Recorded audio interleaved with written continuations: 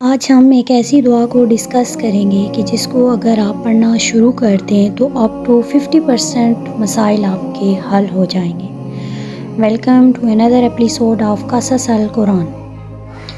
ہمارے نبی کریم صلی اللہ علیہ وسلم اپنے مشکل وقت میں بہت یہ دعا پڑھتے تھے، تو سب سے پہلے ہم اس دعا کو سمجھتے ہیں۔ اس دعا کے دو حصے ہیں، یا حیو یا قیوم برحمتک استغیث، اے ہمیشہ زندہ رہنے والے اور سب قائم رکھنے والے، میں تیرے ہی رحم کا طالب ہوں اور تجھ سے ہی مدد مانگتا ہوں۔ یا حی، اے ہمیشہ زندہ رہنے والے، اور یا قیوم، اے سب کو قائم رکھنے والے، یعنی اللہ ہمیشہ ہے اور ہمیشہ رہے گا، نہ وہ سوتا ہے، نہ تھکتا ہے، نہ کمزور ہوتا ہے۔ جب انسان یہ پڑھتا ہے تو وہ تسلیم کرتا ہے کہ یا اللہ میں کمزور ہوں اور تو طاقت والا ہے۔ اس کائنات کا ہر نظام صرف اللہ کی وجہ سے چل رہا ہے۔ ہماری جان، رزق، دل، صحت، گھر، اولاد سب اسی کے قائم رکھنے سے ہیں۔ وہ جو چاہتا ہے وہی ہوتا ہے۔ اس کائنات کے نظام کو اس نے کیسے چلایا ہوا ہے؟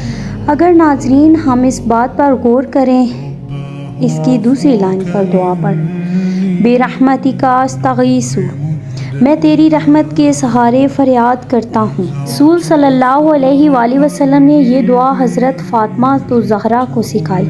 ان سے کہا کہ جب بھی تمہیں کوئی پریشانی ہو، کوئی اہم کام ہو تو اس دعا کو ضرور پڑھنا۔ انہوں نے اس دعا کو پڑھنے کی تلقین کی۔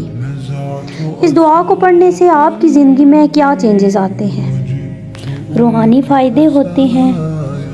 آپ کی زندگی سے مشکلات کم ہونا شروع ہو جاتی ہیں اور ساری مشکلات ختم ہو جائیں گی۔ سم ٹائم ہماری زندگی اس پوائنٹ پہ آ کے رک جاتی ہے جب ہمیں کچھ سمجھ نہیں آ رہا ہوتا کہ کیا کرنا ہے، کہاں جانا ہے۔ تو ایسے پوائنٹ پہ ایسی دعائیں جو ہمارے نبی کریم صلی اللہ علیہ وآلہ وسلم نے سکھائی ہیں وہ ہمیں ضرور پڑھنی چاہیے۔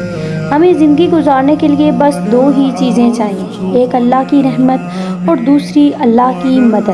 اور اگر دیکھا جائے تو اس دعا میں ہم دونوں چیزوں کو مانگ رہے ہیں۔ یاد رکھیں، اللہ ہمارے ٹوٹے ہوئے دل کی صدا بھی سنتا ہے، اور جب بندہ اس پر بھروسہ کر لیتا ہے تو مدد ضرور آتی ہے۔ ایسی مدد جو تقدیر کا رخ بدل دیتی ہے اور ہماری مشکلوں کو آسانیوں میں بدل دیتی ہے۔ ناظرین، اگر آپ کو یہ ویڈیو اچھی لگے تو صدقہ جاریہ سمجھ کر اس کو اپنے پیاروں تک شیئر ضرور کیجیے گا۔ ویڈیو کو لائک، شیئر اور چینل کو سبسکرائب کرنا مت بھولیں۔ جزاک اللہ خیرا کثیرا۔